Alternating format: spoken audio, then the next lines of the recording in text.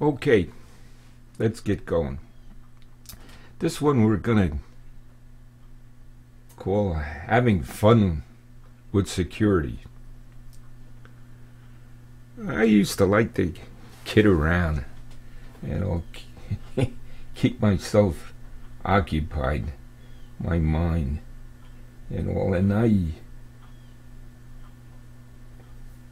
worked at a plant for 12 years.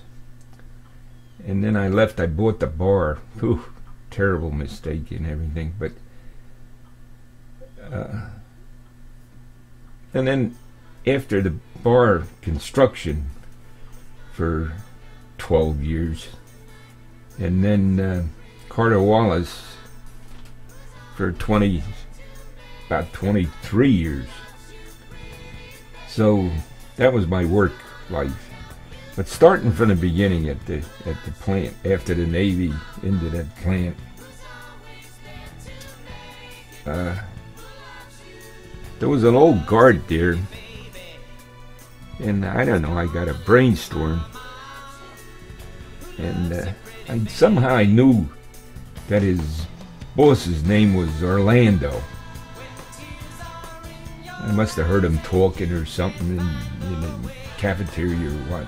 We had a small cafeteria, and so I would call him, and I told him that I'm Orlando's assistant, and I'd ask him to do different things and everything for me, like clean the keys. They go around with the clock to different spots in the plant, and they had to turn a key in the clock. That way you know they were there, that they checked all over the place and everything. And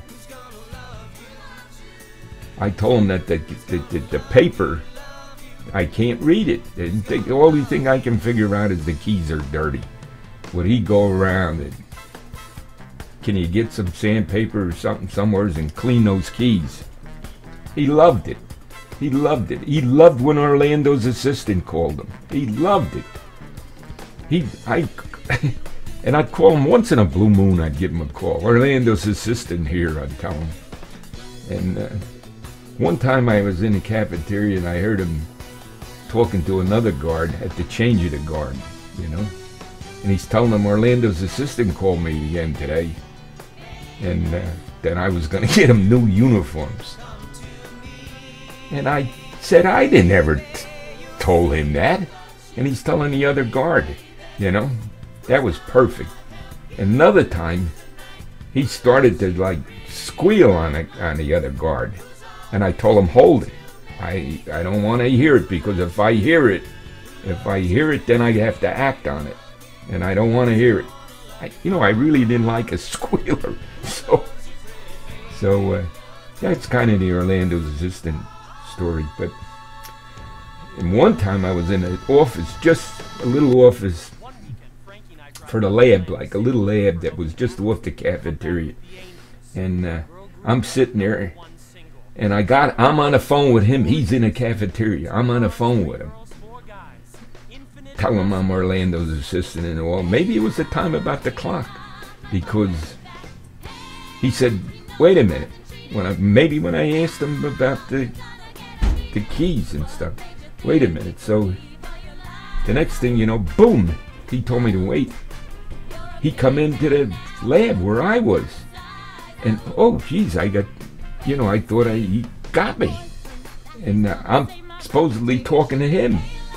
And then I realized the clock was right there by me. And he grabbed the clock and he ran out and ran back to the phone. Can you imagine that? I says, gee. And the guy that, George, the guy that was in the lab, the technician, he laughed, I says, gee, he's on the phone with me. And because George was laughing, and I'm talking to the guard. And then of course, we finished our conversation, So that was at that plant, kidding around with the security guard. And afterwards, when I left there and everything, and finally after the bar, and I wound up on construction, I was going into a plant somewheres, And there on the guy's desk, the security guy's desk, there was his nameplate, and he was Orlando. And I said, holy Jesus, that must be the guy that I was his assistant, pretending to be his assistant, you know. But then didn't hurt anything, but just craziness, playing around. And so then at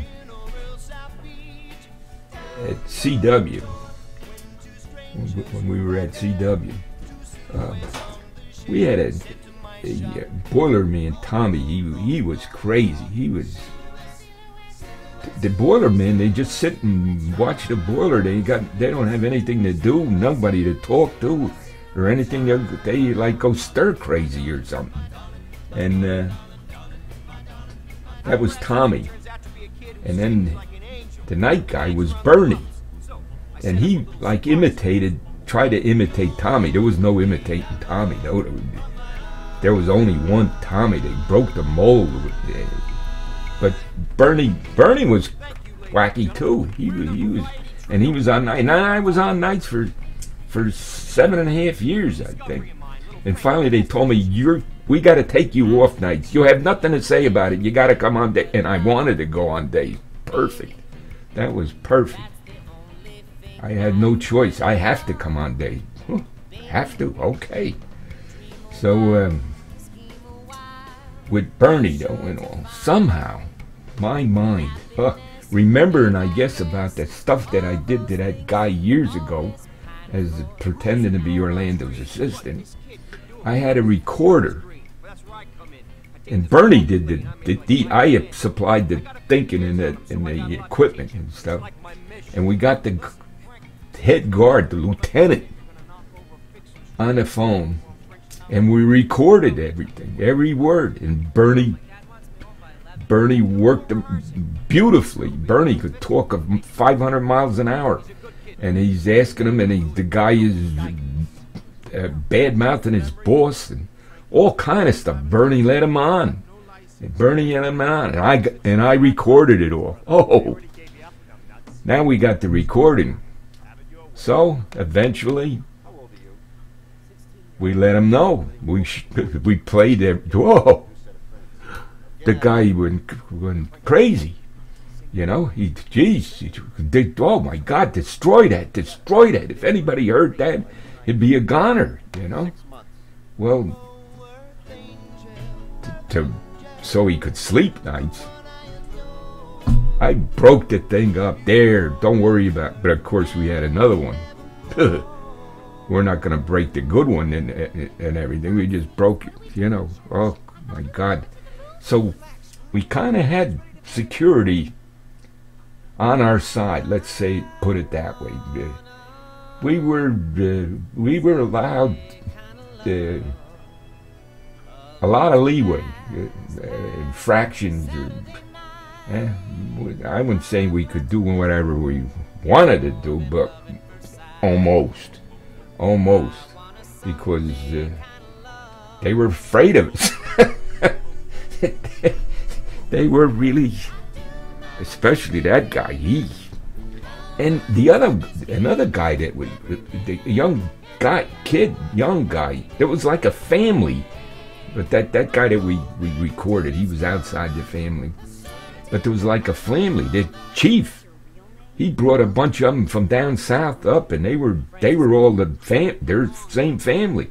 Well, one of them younger guys wound up breaking bread with us and everything at the house. He was a hunter, and he got in with me or something, and then he's at the house and this and that, and then he's down ashore with us.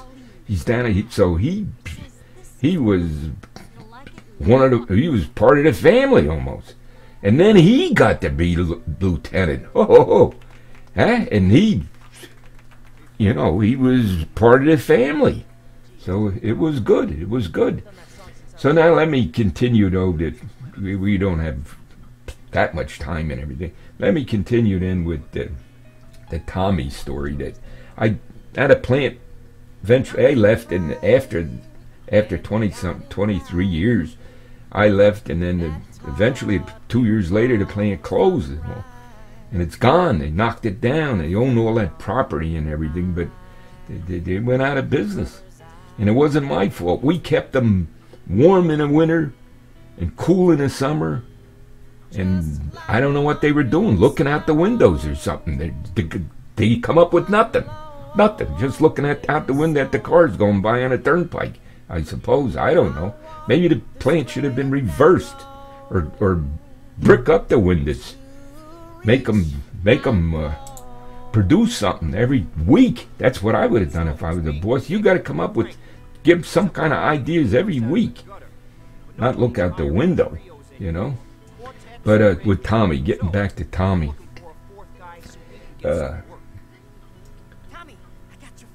he was a little bit wacky like and everything and all. And the plant manager come into the boiler room. I told this story at a reunion and all that they have every year. And I go once in a while. I go. They still have a reunion.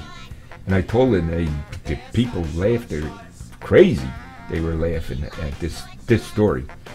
So the plant manager comes into the boiler room with an insurance guy. And you know how you have those showers?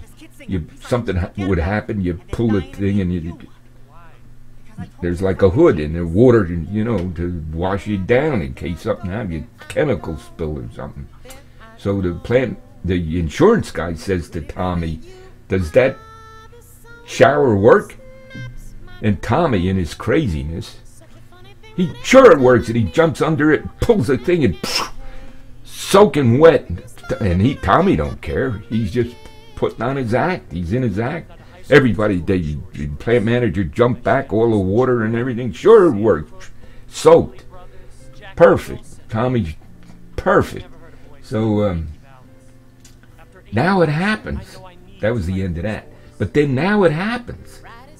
Now it happens. Tommy gets chemical on him. So he's got to rinse himself.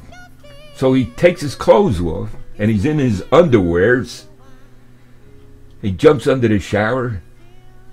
He douses himself. And it worked. Water. Tommy's soaking wet. He's in his underwears.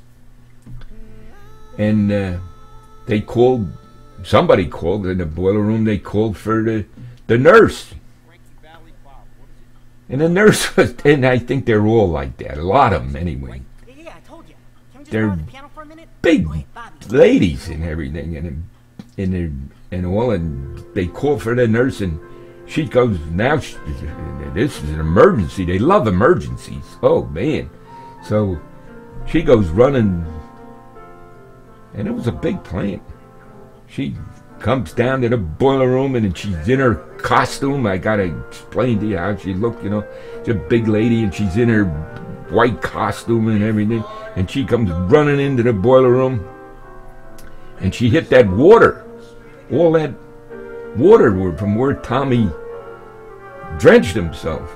And of course Tommy's in his underwear. And she loses it and she slides across the floor. She's down. In her costume and everything, she's down on the floor. And now this guy, he's dead today. He told me this story. He's the one seen it. He says, "Skip, I didn't know what I was looking at."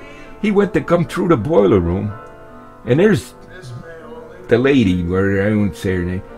She's on the floor, and there's Tommy in his underwear, leaning over and attending to her. He says, "I didn't even know what I was looking at." So that was the story. I told the story at this reunion, and of course they all laughed. But Dennis, that's the guy that told me, he's dead there. And Tommy, he's dead. He's gone. They're all gone. Everybody's gone. Where the heck they go? I gotta catch up with them or something. Okay, take care.